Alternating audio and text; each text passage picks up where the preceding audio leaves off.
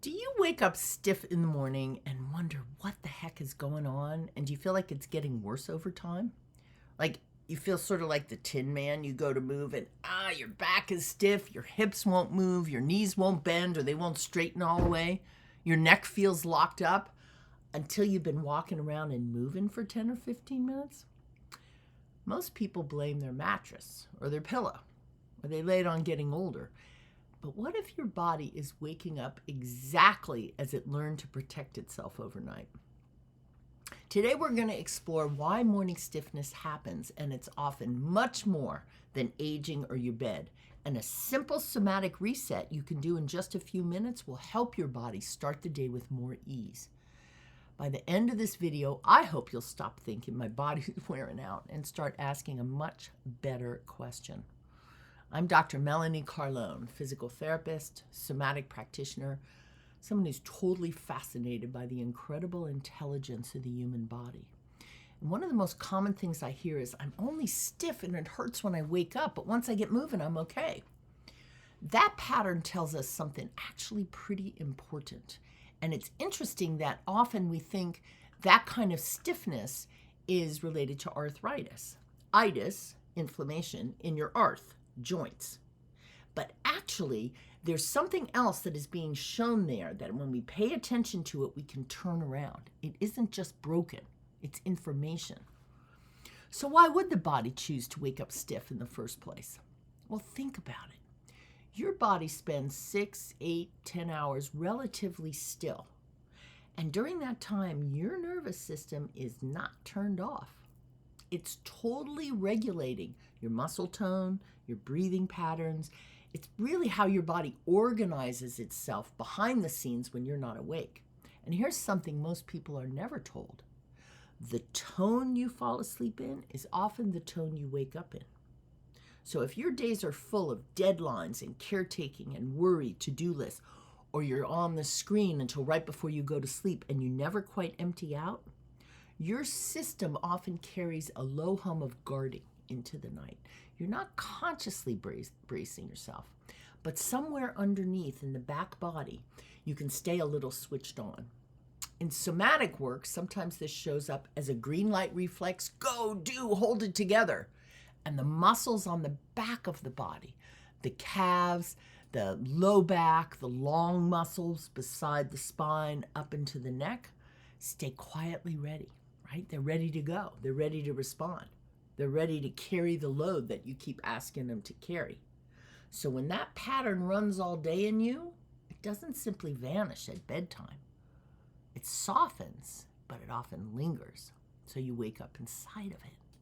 And if you're used to a pattern of red light reflex, which means, shoulders curl in, your stomach's always tight, your head is forward, the muscles on the front of the body are activated, then you wake up inside of that. Tissue tight, hard to raise your head, hard to stand up straight. That's what happens when you sleep and you're still carrying tone.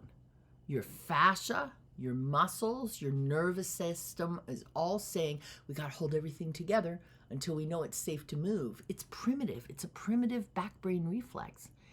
And it's not your body failing.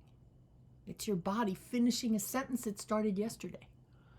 So if morning stiffness is often protective rather than destructive, what exactly is doing the protecting? Fascia. One of fascia's favorite things is gentle, varied movement. Fascia is the living web of connective tissue that wraps and weaves through every muscle, organ, bone, even into your cells. And it's not packing material. It's responsive. It's sensitive tissue, rich with nerve endings and fluids, more in some areas than others. But the skin has an amazing quality of fascia. So let's think about in the morning, if the substance between the fibers of fascia behaves a little like honey. If you leave honey still and cool, it thickens, right? But if you warm it and stir it, it starts to flow. Scientists have a word for this. It's called thixotropy. When a gel becomes more fluid with motion and more gel-like with stillness, That's thixotropy. Emerging science says our connective tissue is kind of the same thing. So after long hours of stillness, the system is simply in its thicker, more gel-like state. And it's not damage, it's chemistry. It's your body waiting for movement. And there's another layer here, and I'll name it gently because the science is still young. But researchers are exploring how water held inside your fascia organizes itself differently when tissue is still and when it's moving, and how gentle motion actually creates electrical currents to help that water flow and refresh. What your body already knows is that stillness thickens and movement restores glide, and you know it when you wake up in the morning. So think of fascia less like a shrink wrap and more like this living web that responds to you, your conscious mind, to motion. When motion returns, glide returns. When glide returns, people notice they suddenly feel looser. Things are less stiff and less painful. I had a client, I'll call her Ruth. She was convinced she needed a new mattress, and she ended up buying 2 in 18 months because she was so much in pain when she woke up in the morning. Then she came to see me, and we started looking at it. What actually changed her mornings wasn't a mattress. It was 90 seconds of slow, conscious embodiment, movement before her feet hit the floor.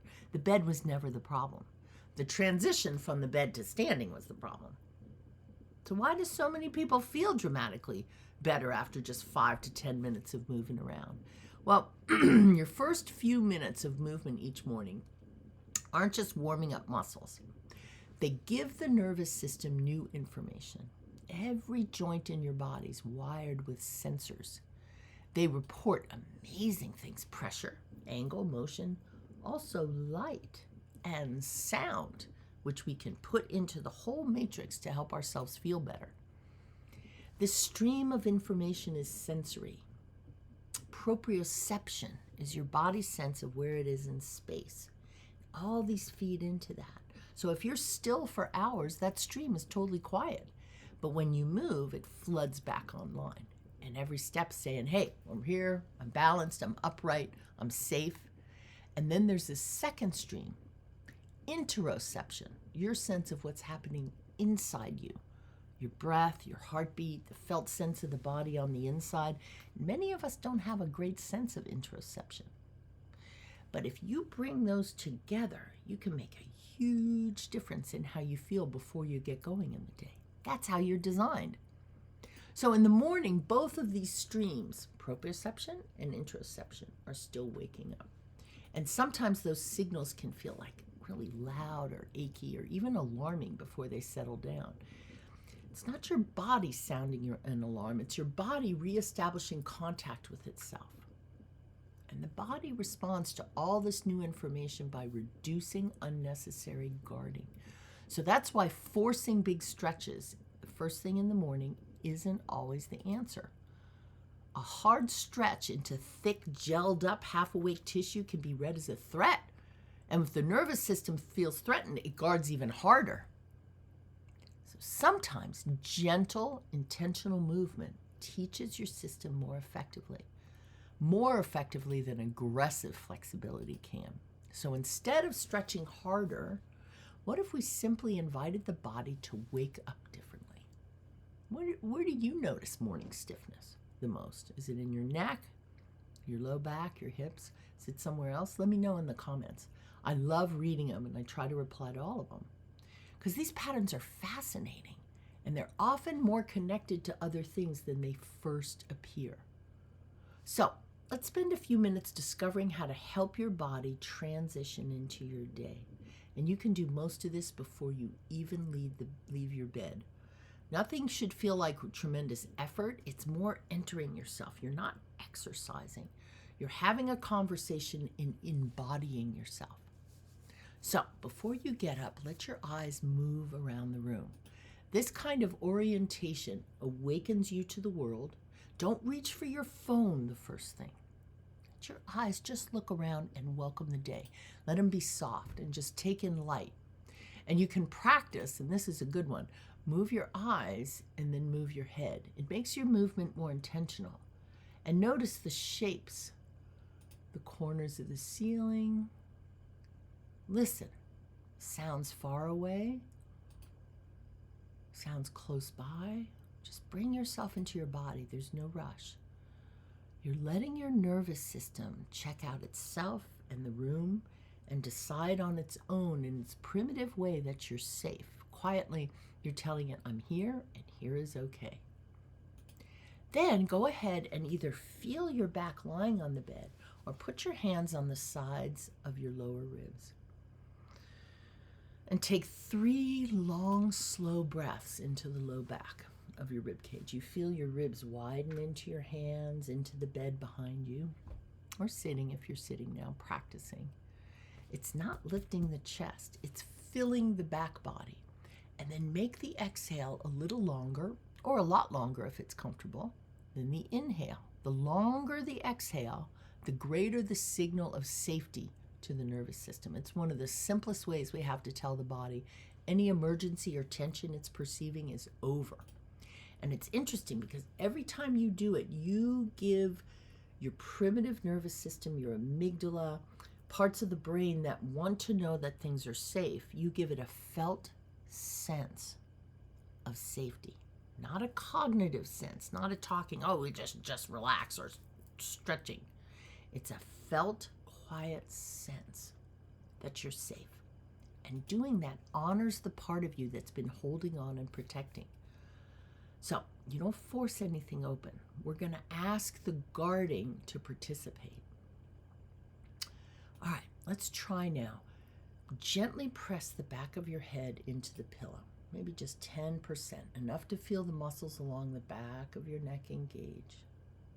And imagine you're meeting a hand resting there, no more. Just press in, hold softly for a few seconds, keep breathing in the low back, and then let go completely.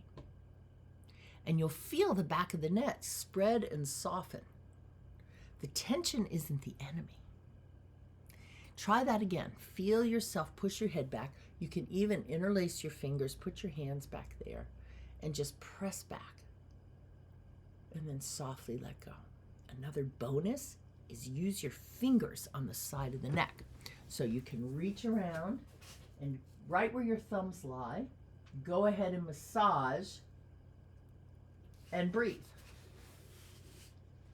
Now the tension, instead of being the enemy, is something you're asking it to work for you for a moment. And it's often more willing to go into relaxation if you're spending time with it. You're not overriding the protector. You're giving it a voice. And then slowly exhale as you're doing this. So, you're breathing, low back ribs. Body knows it's safe. It's not breathing up here, ready to run. Your eyes have oriented and looked around the room. I am where I am. You're bringing your thumbs and fingers into the back of the neck and giving some feedback about the muscles. Imagine everything from the brain goes down through the neck into the body. Feedback about tension affects the whole spine. Pretty sweet. All right. Now, before you get up, I want you to imagine you're lying on a clock face. And think about your sacrum, your tailbone, being the point of movement. So you're lying on your back. This is the sacrum, that triangle between your ilia, between your hip bones, here. The lumbar spine curves in, that's the low back. The thoracic spine where the ribs come off, middle back, and your neck, upper back. So you're lying on your back, and this outwardly shaped portion of the sacrum is going to be like a clock face. So you are going to imagine there's a clock down here, and I'm going to have you move around the edges of the clock. So let's talk about that for a second. So imagine that your pubic bone is, that your pubic bone is 12 o'clock and your tailbone is 6 o'clock. So you're lying on your sacrum, it's on a clock face. Belly button 12, tailbone 6. So rock your pelvis, pull belly button in towards 12, And then inhale towards 6. Small and slow, no force. And just feel that. Make it as small as you can and try to keep still up above. Just move down below. No force. Okay, 12 and 6. Now, side to side, 3 and 9. Back and forth. And see if you can keep it just in the pelvis instead of moving your whole body. You wake up a deep movement before you ever ask for flexibility. Right? So, your body has now appreciated this gentle forward and back and side to side motion. Now, just for fun, go around the edge of the clock face. Go from 6 to 9 to 12, over to 3 and back to 6. And make it small. Try to keep it in the pelvis and then go the other way. Do not push into pain. You don't need to. Actually, if you have back pain, this can be a game changer for feeling better before you get out of the bed. Now, let's get out of the bed, roll over to your side, sit on the edge of the bed, a couple more rocks, and then go ahead and shift your weight from one foot to the other, okay? Now, this one I really love, so let me show you. I'm going to show you empty coat sleeves. Let me make sure we can see me. So, gotten out of the bed, find your feet, and now feel the tripod of your foot. The heel, ball of the big toe, ball of the little toe. Settle in. Knees slightly bent like you're sitting down inside of you, but just small. Enter a grounded state. And then letting yourself gently move and your arms hang. Now, a lot of people do this. It's not that. Literally let your arms hang and rotate the body. Just rotating comfortably. And let the arms fall where they will. And let your head orient. You don't have to go fast if it makes you dizzy. Just breathe gently. You can try breathing one direction and exhaling the other. Empty coat sleeves has been used for centuries in Qigong and other Asian practices, martial arts, to wake up the spine. It is a beautiful, simple practice to be able to listen to the body, to communicate with your whole body. So one of the biggest myths in healthcare is that bigger effort or flashier targeted efforts produce better results. But your nervous system isn't that way. It's integrated in so many different inputs that if you bring subtlety to it, it's a concept in physiology called allostatic load. When you are constantly braced, it taxes a system that's been on for too long. If you bring proprioceptive and interoceptive awareness to it, morning stiffness can start to fade away. That allostatic load reduces. So here's the encouraging part. If load accumulates in small amounts through your day, it can also be unwound in small amounts. And a few minutes of breathing, of gentle movement, of orienting can change the tone all the way. And your whole system, once that tone changes, begins to melt on its own. Which raises another important question. If your body responds this quickly to safety, what happens when you practice it every day? What happens if you actually do it before you go to sleep? Because the goal isn't to chase flexibility. It's to create a new normal in your nervous system. Your nervous system's always learning, and it learns from repetition, and it learns most deeply from how things feel inside, not how hard you tried. So be compassionate instead of force. Every time you move gently at night before you go to sleep, instead of fighting your body, you're teaching your nervous system movement is safe. You're slowly lowering a baseline of guarding that you wake up in. And over weeks and months, those lessons accumulate. And that thick gel-like morning starts to thin out. The protective tone has a little less to protect against. And many people find they don't just move better in the morning, they move better all day. So if you wake up stiff every morning, don't assume your body's failing you or you're just getting old. It may simply be that you're waking up in yesterday's protective pattern and you don't even know it. And with your attention and small, consistent inputs, you can begin teaching it something new. You're not broken. Your body's adaptive, and adaptation can change. So be compassionate with yourself. If this resonated, let me know in the comments. Where do you feel the most stiff when you wake up? And if you practice this, what did you notice? So if you found this helpful, please like the video, subscribe, and the next time you wake up feeling stiff, don't ask what's wrong with me and start that way. Instead ask, what are you trying to tell me today? Regulate before you renovate. Take care, you guys. See you again.